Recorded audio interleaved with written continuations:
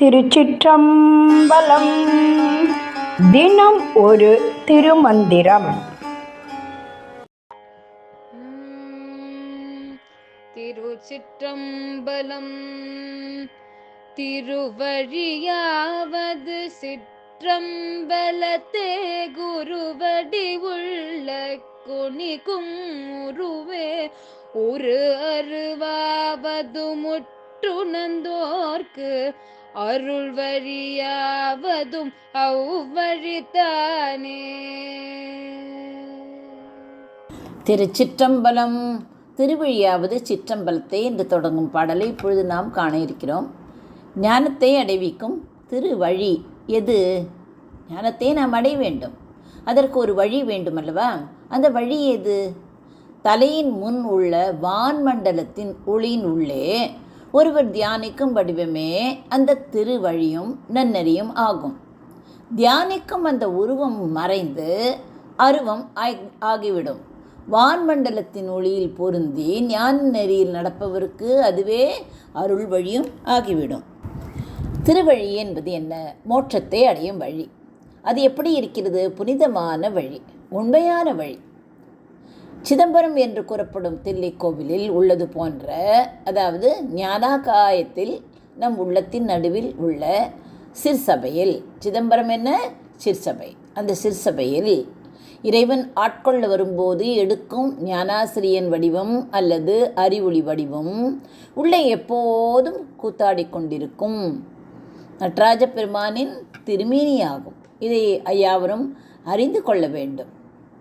உண்மையான வழி, மோட்சத்திற்கான வழி எது என்றால், நம் உள்ளமாகிய சிற்சபையில் ஆட்கொள்ளும் குருவின் வடிவமாக என்றும் நிலையாக ஆனந்த கூத்தாடி கொண்டிருக்கும் நடராஜ பெருமானின் திருமேனியாகும். இது நம் உடலின் உள்ளே இருக்கும் உயிராகவும் அறிவாகவும் இருப்பதை உணர்த்துகிறது.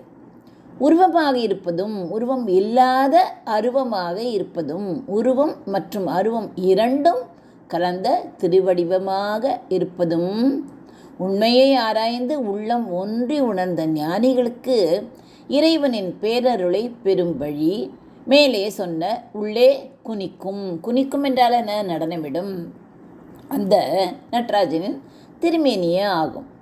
உருவம், அருவம், உரு அருவம், அதாவது உரு என்று குறிக்கிறோமே அதைத்தான் உரு அருவம் ஆகிய முத்திரத்திலும் இருக்கும் அந்த இறைவன் உண்மையை ஆழமாக உணர்ந்து அறிந்தவர்களுக்கு அவனது பேரருளை பெற்று முக்தி பேறு அடைய செய்யும் வழியும் மேலே கூறிய நடனமிடும் அந்த திருமேனியே ஆகும்.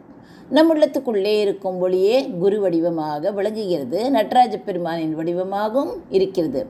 அந்த ஒளியை உணர்ந்து அதில் ஒன்றி நிற்பதை இறைவனை அடையும் ஒரே வழி. உடலில் உள்ள ஒளியை உணர்தலே மோட்சம். ஒரு காலத்தில் ஒரு சித்தன் என்ற அறிவில் சிறந்த இளைஞன் ஒருவன் இருந்தான். பிறவி பயனை அடைவதே அவனது ஒரே நோக்கமாக இருந்தது. அவன் பல காலம் யாத்திரை சென்று வேதங்களையும் புராணங்களையும் கற்றான். ஒவ்வொரு கோயிலிலும் சென்று வழிபட்டு துதித்தான். ஆனால் அவனது மனதிற்குள் ஏதோ ஒரு நிறைவின்மை, அதாவது ஏதோ ஒரு குறை இருந்து கொண்டே இருந்தது. எங்கே இருக்கிறது அந்த உண்மையான வழி? கோயில்களா, கிரியைகளா, தத்துவ நூல்களா என்று தனக்குள்ளேயே கேட்டுக்கொண்டான். அவனுக்கு விடை கிடைக்கவே இல்லை. ஒரு நாள் அவன் தில்லை சிற்றம்பலத்திற்கு வந்தான். அங்கே ஆனந்த நடனமிடும் நடராஜ பெருமானை கண்டான். அவரது உருவத்தில் ஞானத்தின் வெளிச்சம் இருப்பதை உணர்ந்தான். அந்த இரவில் சித்தன் கண்களை மூடி அமர்ந்த போது ஒரு குருநாதர் அவன் முன் தோன்றினார். மகனே, சித்தனே, நீ தேடும் திருவழி வெளியே இல்லை, உனது உள்ளேயே இருக்கிறது என்றார் குருநாதர். சித்தன் திகைப்புடன், குருவே, என் உள்ளே என்ன இருக்கிறது என்று கேட்டான். குருநாதர் புன்னகைத்தார். சிற்றம்பலம் என்பது தில்லை மட்டுமல்ல அப்பா, உன் புருவ மத்தியும் உன் இதயமும் தான் உண்மையான சிற்றம்பலம். உன் உடல்தான் ஆலயம்.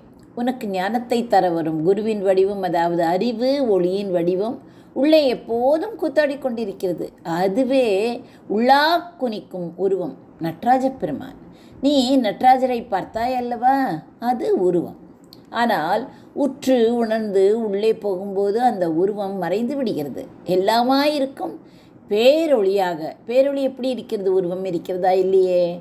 உருவமாக மாறிவிடும். அந்த ஒளியே அனைத்துமாக உள்ளது. அந்த ஒளியோடு ஒன்றி நிற்பதே உனக்கு அருள் வழியாகும். இந்த இரட்டைத்தன்மை, அதாவது அருவமும் இருக்கிறது உருவமும் இருக்கிறது, இதுதான் இரட்டைத்தன்மை கொண்ட இந்த நடராஜ கூத்து நடக்கும் இடமே அந்த வழியாகும். ஆகவே நீ செய்ய வேண்டியதெல்லாம் ஒன்றே ஒன்றுதான். வெளியில் உள்ள வடிவத்தை வணங்குவதுடன் உன் உள்ளே உள்ள ஒளியை, உன் சுவாசத்தின் மையமாக உள்ள அந்த ஞான ஒளியை உன் குருவாக எண்ணி உற்று உணர்ந்து அதில் ஒடுங்கு. அதுவே உன்னை கடைத்தேற்றும் வழியாக விளங்கும். அதுதான் உண்மையான வழி. சித்தன் குருவின் உபதேசத்தை உணர்ந்து தனது நெற்றிப்பொட்டின் மையத்தில் மனதை ஒருமுகப்படுத்தினான். சிறிது காலத்திலேயே அவன் தன்னை சுற்றியுள்ள உலகம் அனைத்தையும் கடந்து தன் உள்ளே இருக்கும் பேரருளின் ஒளியை உணர்ந்து முக்தி அடைந்தான். இந்த நீதி என்ன? இந்த பாடலின் நீதி என்ன? இறைவன் வேறு எங்கோ இல்லை, நம் உள்ளே இருக்கும் ஒளியே. ஒளி என்பது என்ன? அறிவு, உயர் குரு என்று வைத்துக் கொள்ளலாம். அவன் அந்த ஒளியை உணர்வதே மோட்சத்திற்கான ஒரே வழி. மோட்சத்தை அப்படியே அடைந்துவிட முடியாது. முதலில் அந்த ஒளியை உணர வேண்டும். அந்த ஒளி வழியாக நாம் மோட்சத்தை அடைய வேண்டும். திருவழியாவது சிற்றம்பலத்தை குருவடி உள்ளா குனிக்கும் உருவே உருவருவாவதும் உற்றுணர்ந்தோர்க்கு அருள் வழியாவதும் அவ்வழிதானே. நன்றி, வணக்கம். உமா பாலசுப்ரமணியன்.